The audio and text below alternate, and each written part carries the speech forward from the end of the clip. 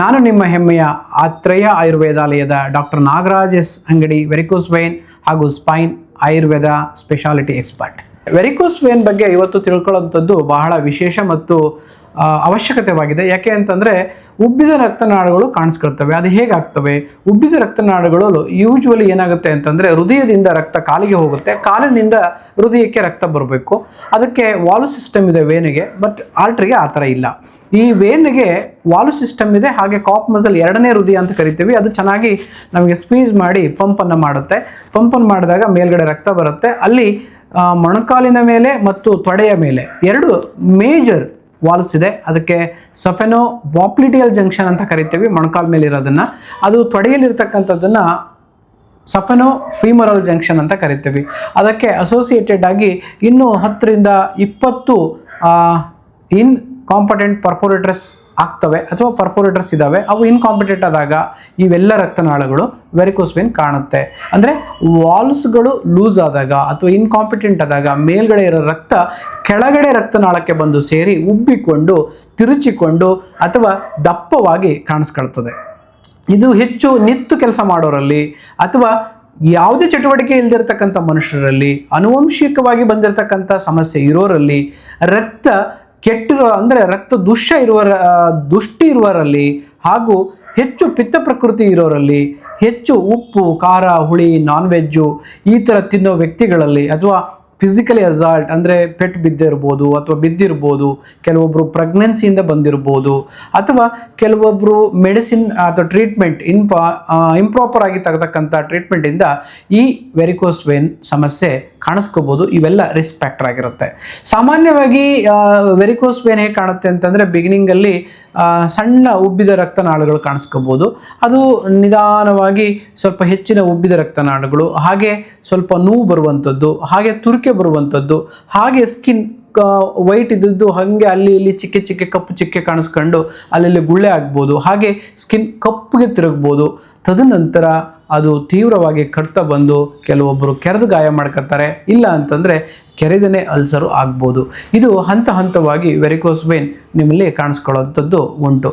ಕೆಲವೊಬ್ಬರಿಗೆ spider veins ಇರುತ್ತೆ, spider ವೇನಿಂದ reticular veins ಆಗುತ್ತೆ, ರೆಟಿಕ್ಯುಲರ್ ವೇನಿಂದ ವೆರಿಕೋಸ್ ವೇನ್ ಆಗುತ್ತೆ, ವೆರಿಕೋಸ್ ವೇನಿಂದ ವೆರಿಕೋಸ್ ಇನ್ಸಫಿಸಿಯನ್ಸಿ ಆಗಿ ಆಲ್ಮೋಸ್ಟ್ ರಕ್ತ ಕೆಳಗಡೆ ರಕ್ತನಾಳದಲ್ಲಿ ಸೇಕರಣೆಗೊಂಡು ಅಲ್ಲಿ ಅಷ್ಟು ಜಾಗವನ್ನು ಕಪ್ಪು ಮಾಡುತ್ತೆ. ತದನಂತರ ಅಲ್ಸರ್ ಆಗುತ್ತೆ. ಇದು 4 ಮತ್ತು 5ನೇ ಸ್ಟೇಜ್ ಅಲ್ಸರ್ ಆಗುವಂಥದ್ದು. ಇಷ್ಟೊಂದು ಹಂತಗಳು ವೆರಿಕೋಸ್ ವೇನಲ್ಲಿ ಇದೆ. ಈ ವೆರಿಕೋಸ್ ವೇನ್ ಇರತಕ್ಕಂಥ ವ್ಯಕ್ತಿ ನಾವೇನು ಮಾಡ್ತೇವಪ್ಪ ಆಯುರ್ವೇದದಲ್ಲಿ ವಿಶೇಷ ಅಂದರೆ ಆ ಆಯುರ್ವೇದದಲ್ಲಿ ರೋಗದ ಮತ್ತು ರೋಗಿಯ ಲಕ್ಷಣಗಳನ್ನು ಮತ್ತು ಅವರಲ್ಲಿರ್ತಕ್ಕಂಥ ಆ ರೋಗದ ಶಕ್ತಿ ಮತ್ತು ರೋಗಿಯ ಶಕ್ತಿಯನ್ನು, ಧಾತು ಮತ್ತು ದೋಷಗಳ ಒಂದು ಸ್ಥಿತಿಗತಿಗಳನ್ನು ಅರ್ಥೈಸ್ಕೊಂಡು ಎಲ್ಲರಿಗೂ ಅಂದರೆ ಪುರುಷಂ ವೀಕ್ಷ ಸಜ್ಞೇಯ ಬಿಷಕ್ ಉತ್ತಮ ಅಂದರೆ ಪ್ರತಿಯೊಬ್ಬ ರೋಗಿಯೂ ಕೂಡ ವಿಭಿನ್ನ, ಅವರ ದೋಷಗಳನ್ನು ನಾವು ಅರ್ಥೈಸಿಕೊಂಡು ಎಲ್ಲರಿಗೂ ಒಂದೇ ಚಿಕಿತ್ಸೆ ಅಂತ ಹೇಳೋಕ್ಕಾಗೋದಿಲ್ಲ, ಅವರಿಗೆ ತಕ್ಕಂಥ ಚಿಕಿತ್ಸೆಗಳನ್ನು ನಾವು ಮಾಡ್ತೇವೆ. ಮತ್ತು ಈಗ ವೆರಿಕೋಸ್ ವೇನ್ ಯೂಶ್ವಲಿ ಏನಾಗುತ್ತೆ ಅಂತಂದರೆ ಭಾಳಷ್ಟು ನಾವು ಹೇಗೆ ಪ್ರಿವೆಂಟ್ ಮಾಡ್ಬೋದು ಅಂದರೆ ಭಾಳ ಹೊತ್ತು ನಿಂತಿರೋದನ್ನು ನಾವು ಅವಾಯ್ಡ್ ಮಾಡಬೇಕಾಗತ್ತೆ, ಭಾಳ ಹೊತ್ತು ಕೂತಿರೋದನ್ನು ನಾವು ಅವಾಯ್ಡ್ ಮಾಡಬೇಕಾಗತ್ತೆ, ಸದಾ ಚಟುವಟಿಕೆಯಲ್ಲಿ ಇರಬೇಕಾಗತ್ತೆ.